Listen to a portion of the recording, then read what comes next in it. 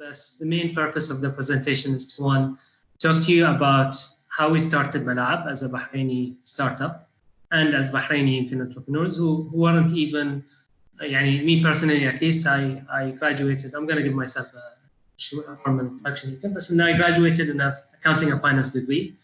I studied in BIBF. And at no point while studying either at school or at university did I even plan or think, now I'm going to start my own startup. It's just something that happened, and then once it happens, you have to live in it day by day and to learn day by day. And from then you move step by step. So this presentation is geared towards giving you guys the mindset of how literally anyone can start a startup. So you don't have to be special, you don't have to have a lot of money, you don't have to have a lot of connections. If you apply certain concepts and if you apply certain experiments, let's call them, anyone can literally manage to start their own startup. And they're very simple steps, and I'm going to be going through them in this presentation today. And I'll try to give as many real-life practical examples as I can in order to simplify things. Then I do realize that looking out of it, and if you're studying things from a book, things can get really overwhelming. And you might say that I can never start something. And when you plan things on paper, it always looks very intimidating. But once you're in it and you take it day by day, step by step, you do your best day by day, and then you keep learning and improving, slowly, and you'll realize after a month that I've done so much in the past month that you can't even believe it.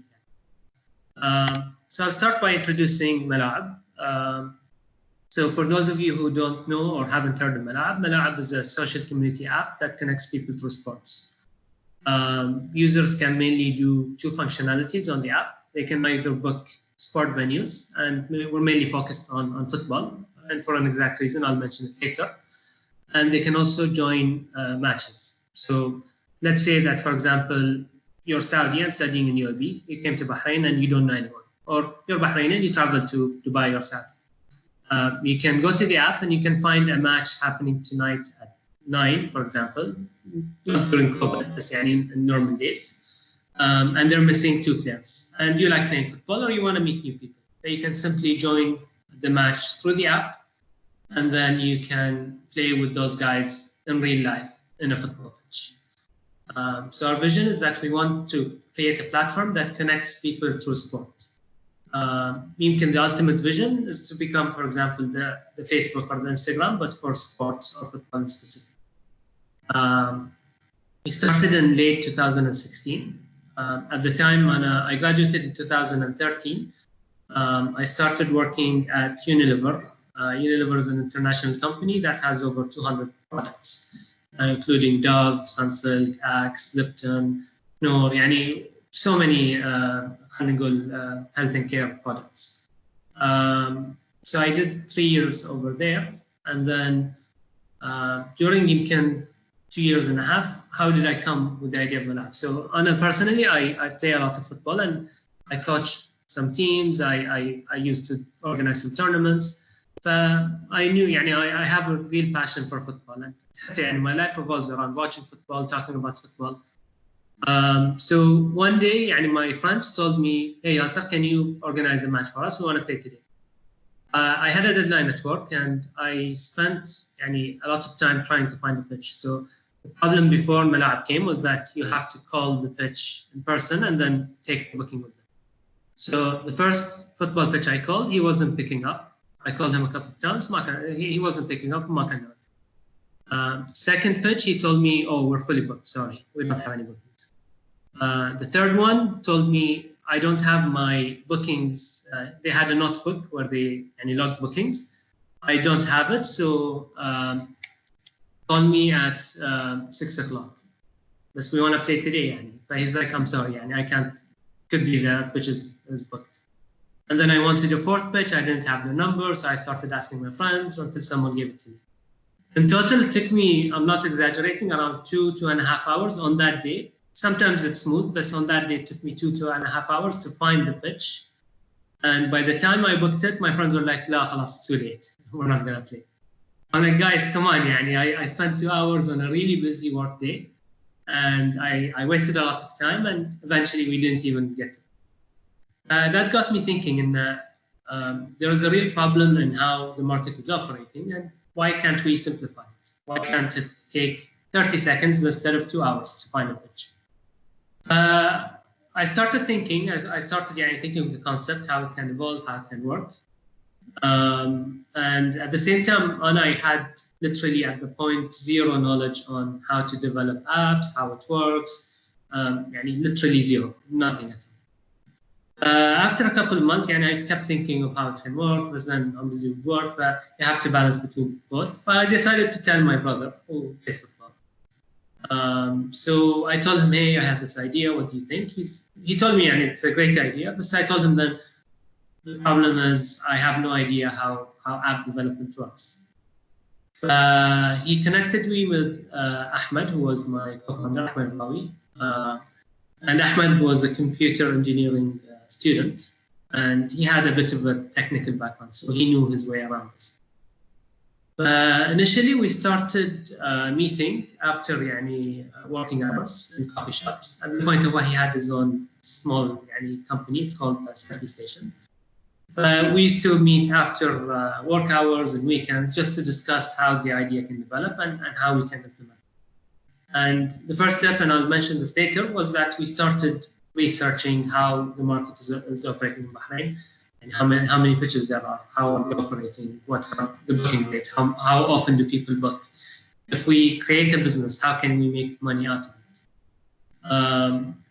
Step by step, we started developing more, and then at one point we decided, okay, let's go for it. We started building our app. We started with a small experiment and a small budget as well to just experiment with the idea. We took us around 2.5 months until we managed to launch. And once we launched on the first day, all we did was we started talking in WhatsApp groups with our friends, family, and groups that we play football with. And we did one paid ad with a Bahraini account. It cost us 30 BD only. And the first day we got around 1,500 downloads. I was sitting with Ahmed in the office, and literally we were like, every time I refresh the page, we have 20 more signups. And I refresh again, it's 20. Ahmed is like, no, something is wrong. It can't be. Alhamdulillah, once we got it through WhatsApp, and that's a really good thing about Bahrain, and I'll talk about this later as well. And the people really started forwarding the text and talking to their friends as well. We were actually ranked #1 on the App Store, like above Snapchat, above Instagram, above YouTube, for around 4 days, because it was that viral and people were forwarding it that much. I remember Ahmed, before we launched, he was telling me, do you expect us to get any bookings today? I told him unlikely, because people probably already booked for this week, and by the time they get to know about the app and then they start planning for the next week, maybe they'll start booking within the next couple of days. But the first day we got around 10 to 15 actual bookings, so not people testing, but people who actually wanted to book and play. That was really amazing, to be honest, and that really gave us the impression that this really can grow into something. It was at that point where I decided that I needed to focus on this full time. I made a very difficult decision at the time to quit my job and to do this full time. And at the time, it was really, really difficult, because you're introducing something new, something that hasn't been done before. And it's something that you're not sure if it's going to work or not. You can imagine, especially in our society, the pressure I went under from family, from friends, and come on, what are you doing? How are you going to live? You need to save up, you need cash, you need a steady salary. But at the point, I really wanted to give it the full focus. ما بعطيها حقها مثل ما قلت بحكي. إذا كنت مثلا, if I was working full time and then giving it 2-3 hours a day. So I was really convinced at the time that I need to give it my full attention. If it works, amazing. If it doesn't work, life goes on. And I was not lucky, but I was lucky as well that at the time, even now, and I'm not married, I don't have any loans, I don't have any obligations. So I took it as a risk, and I said, worst case, it will fail. And I can start applying and try to find another job. Maybe because I was one of the highest performers at my job as well. The year I left, I was given the Employee of the Year for the company. But to me, I trusted my abilities, I trusted my judgment. And to me, I believe that opportunities come. And if I need to find another job, worst case, I can find one, inshallah, with hard work and with the right approach as well. So we launched it, and we started to do it full time. 3-4 months, Bahrain was going really well at the time. I remember I used to have conversations with Ahmed, and okay, what's the next step? Why don't we launch in another country? In the beginning, it was intimidating to us, and launching in another country. Legally, we need to set up a new CR or a commercial registration in that company. How will it work? How will we do marketing? But the more we talked about it, the more we realized that the only thing stopping us is ourselves. All we needed to do was work extra hard and try to do things a bit differently and to try and scale things. We decided to launch in Kuwait after Bahrain. Kuwait went well, alhamdulillah, as well. And then that gave us an indication that we can do, we can launch anywhere and we can do anything. It wasn't this easy as being said, like that. Of course, there were a lot of challenges and a lot of hard work that we need to put in. And then after that, today, and I'll fast forward to today. Today, we're operating in 5 countries. We're operating in Bahrain, Saudi, Kuwait, Oman, and Emirat. And we recently launched in Sudan just before COVID, and then COVID hit. Sudan's kind of on hold. We have over 200,000 users using the app right now. And we have over 500 football pitches that are on the app now. So how do we make money? If someone asks, we make money through the football pitches themselves. We provide them with a booking system that they can use to operate their business. And then we have 2 models. One is a commission model where for every booking that we bring the pitch owner, they give us a cut out of it. And we also have a subscription model where they pay us a fixed monthly fee. And to date, when it comes to the social element of matching people through the app, we've, alhamdulillah, managed to help over 200,000 people join matches through Malaeb. That's over 200 million calories burned on the app, by people joining matches and playing on the app as well. Plus, of course, we also, we still have a long way to go, in my opinion. Alhamdulillah, we've done great, and I can confidently say that we're one of the Bahraini success stories, but internally we know that we still have a long way to go. So this is in terms of Malaeb's story. If I'm going to go into the topics I'm going to talk about in terms of what we call the startup journey. Like I said, literally anyone can start their own startup. Doesn't mean that it will succeed or it will work. The fundamentals that you need to apply can be applied time and again. And the thing I always tell people is that don't be afraid of failure, especially in our culture. Embrace it, relax, learn from it, and keep moving step by step. So the first step, and then I'll go into them one by one, is explore and plan. So what is the idea that you want to do? So in order to build a startup, you need to have an idea or a concept. And more importantly, can you turn it into a business? So any startup, any company needs to have a business model that allows you to make money and scale. The second step would be market research. So studying the market, how does it look like in Bahrain, outside Bahrain, are there any other people doing it? And just understanding how it works. Third is called market validation. So step 1 and 2, at this point, you literally don't need to start into coding and building your app, not yet. You just need to do the research and do it yourself.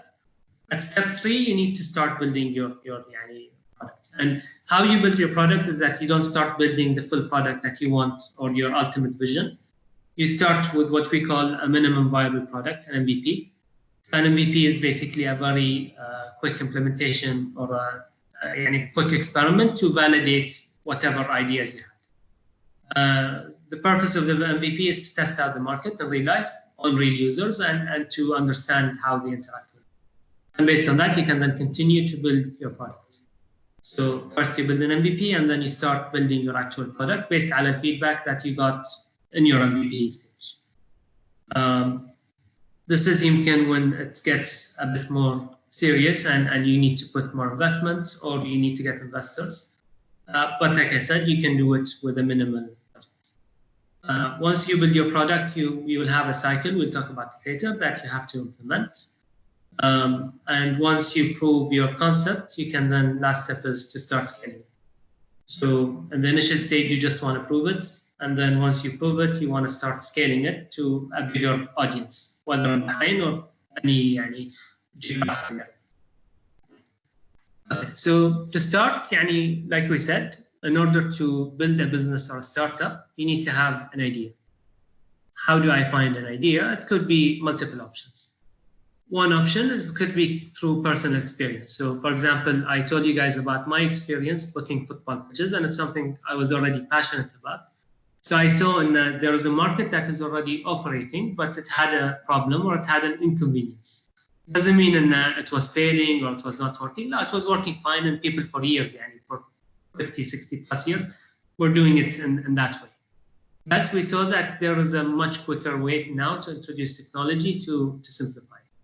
So it could be something that you went through. For example, you tried to book a restaurant table, and you saw that the reservation process is very annoying.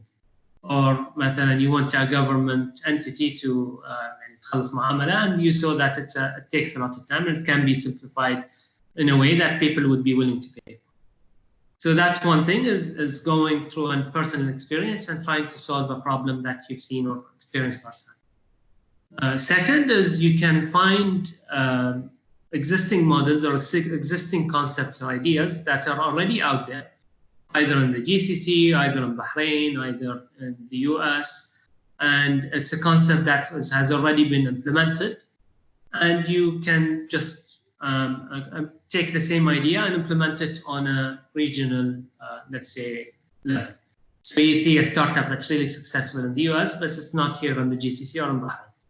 There is nothing wrong at all with taking it and localizing it and adding your local content. Don't just copy paste, no. And you have to change it and make it fit the local and the mentality and the culture. Third is you can simply start researching and studying about certain markets, and then identifying, it could be a very huge market, could be construction, could be food, could be research, and then trying to identify how can I do things in a much quicker way, and doing it like that. So startup by definition doesn't have any specific definition. The definition I always like to use is, a startup is a business that uses technology to disrupt or solve a problem, to disrupt an existing market or solve a problem, and scale. So scaling is the key word. So once you have the idea, you need to start thinking or even asking out, and would people use it? And would people use it in Bahrain or in this region? And you can do that by asking specific, I'll talk more in detail about it in the market research aspect, but you start talking to people, asking your friends, asking family, asking business owners, and hey, I have this concept, and would it work? And the third, like I mentioned, can you turn it into a business? You need to define in the beginning, why are you building the startup? So am I building it as something temporary that I'm doing on the side as a side gig? Or is this a full-time business that I really want to pursue? Once you do that, you will have to define, can you turn it into a business and how will I make money? And you will need to explore different business models that you can apply and then how to scale that up basically. Next step would be market research. So you have your idea, you know what you want to do. Don't start building your app yet. There's a long way to go. So next step would be to start researching your market. So what does your market look like? For example, for football pitches, we started researching how many football pitches are there in Bahrain. How much do they charge on average for a booking? How are they currently taking their bookings and logging it? on average, how much money are they making per month? And if we come in, what percentage or what model would we take in order to make enough money? And then based on the market size, how can we build a proper business around it? Once we finished Bahrain, we started briefly looking at the GCC, just to know, we were both ambitious and we just wanted to know what the potential is. Second is, are there any competitors? So is there anyone else that is doing the same concept and doing it?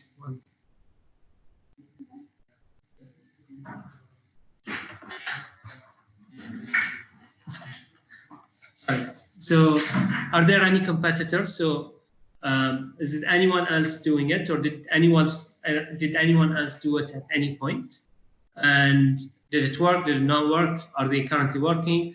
And the key thing here, and you will definitely 100% find people, even in Bahrain, who have either tried to do a concept or tried to do the same idea in a different way, or have already done it, and are in the market.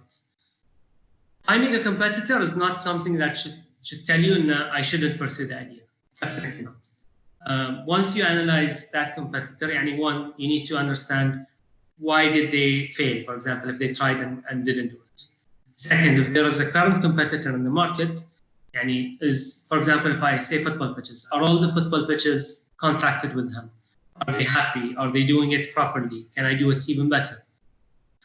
Even when we were starting, we did find someone who tried to do the exact same concept, and they failed miserably. They couldn't even launch it, and nobody even heard about them at any point in time.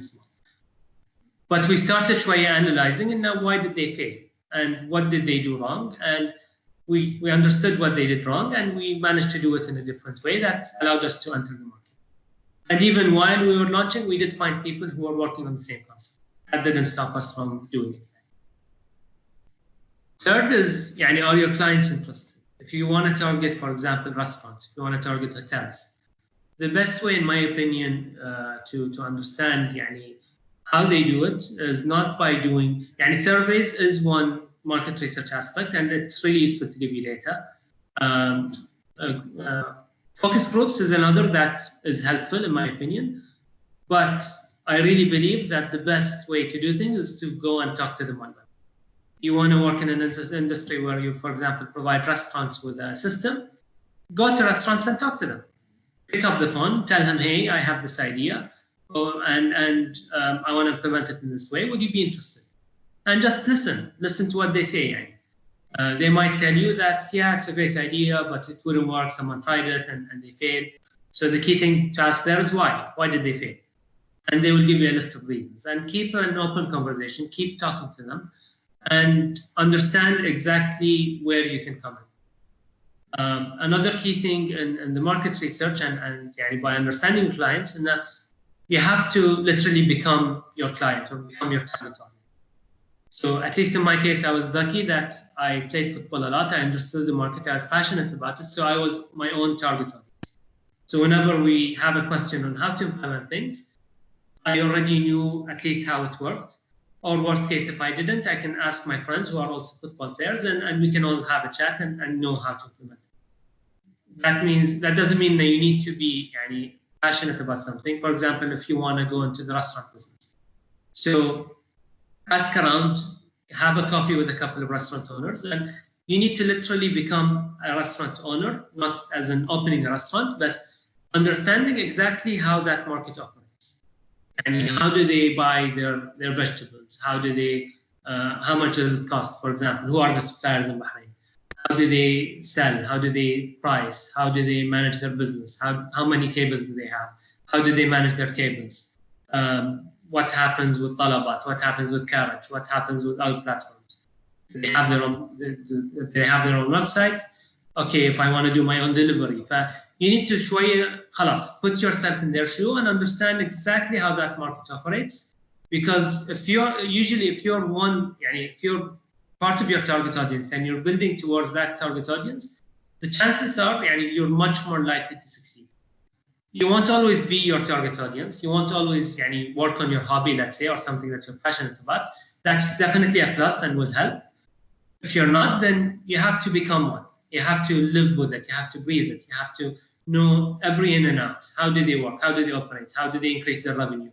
How do they do marketing? How do they acquire users? Do they prefer to have customers come to the restaurant or deliver outside? Why? By doing that, خلاص, you will know exactly how the restaurant operates. And even if you start with a certain business model, you can easily pivot or change into another business model because you know exactly how it works and the ins and outs of it. And that will also help you to build your product. Last is how big is the market and is it worth it for you to pursue it? If a market is 10,000 BD in total in Bahrain and you're going to make 10% out of it, that's 1,000 BD at a best case scenario. Is that worth your time and effort? It's up to you. Some people might say yes, some people might say no. So once you finish all these steps and notice how much I emphasize on that, and I always have people who come to me and tell me, hey, I want to start an app. How can I build it? That's the first question they ask, and how can I build a mobile app? So I always tell them, no, that's not the step you're in now. You need to find your idea, build your business model, do your market research, understand how it works. Once you finish all of that, come back to me and we'll talk about how to build your app. And the first stage of building any app or a platform or any business literally is by building a minimum viable product. What is a minimum viable product? It's basically a very quick experiment / implementation that you do in order to validate your ideas. So, for example, our idea was that people would love to book and join matches through the app, through an app platform that can help them do that. And from day one, we did have a vision of what to do 3 years forward. So we want to introduce matches, we want to create a community, we want to have a social feed, we want to introduce other sports, tennis, basketball, chess. Does that mean that from day one we would pursue all of that? No, because in order to build all of that, we would need a really huge budget and a lot of time, 6 months probably to build it. And that's time that's really wasted on something that we weren't even sure that people would love anymore.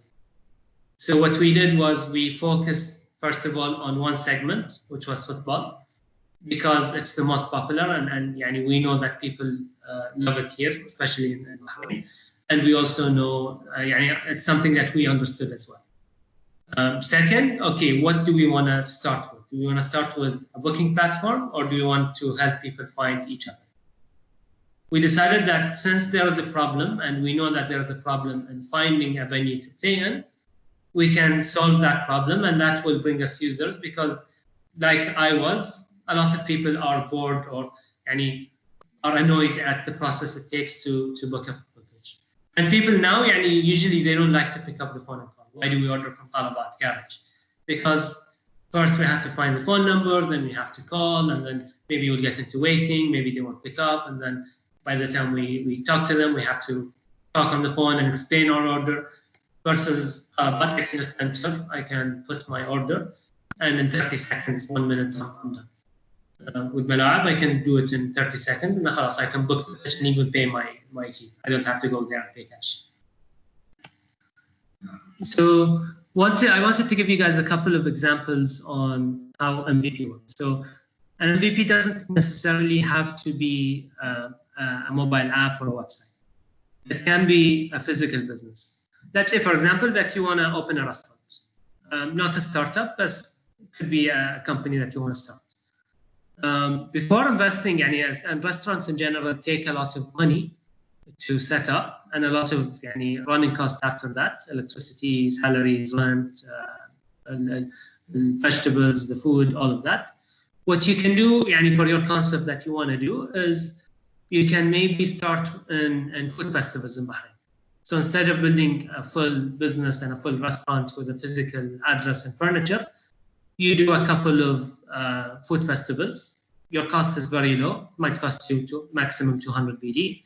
You can do small quantities because you won't need a lot of material in order to serve your food festival audience. And you can simply test it out there. Another example is there is a company called Zappos. It's one of the biggest e-commerce platforms and earliest as well in the world. They basically have an e-commerce platform to sell shoes online. So the founder, in order to start the idea, didn't build the app from the first day. What he did was that he literally built a website, a very quick website, and then he went to a shoe store. He started taking pictures with his phone or with his camera of shoes, and then he uploaded all the shoes on the website. And what he did after was that he launched this website with pictures that he took. And then when someone ordered through his website, he didn't have any delivery. He didn't have any link with the suppliers.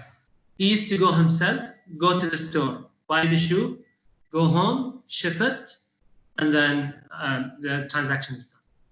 So as you can see, it was a very long process. But why did he do all of that? It was because he wanted to validate and verify from the idea.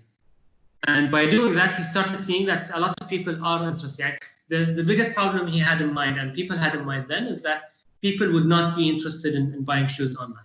If I want to buy a shoe, I'll go to a shop because I want to try it myself. I want to see how it fits. I want to see how it looks on my feet. So I wouldn't, in theory, buy a shoe online and get it done. But once he launched it, he saw that no, people are actually very interested in buying shoes online. And then he started building his actual app, and they eventually got bought by eBay, I think. So that was a very good example on how you can implement an MVP.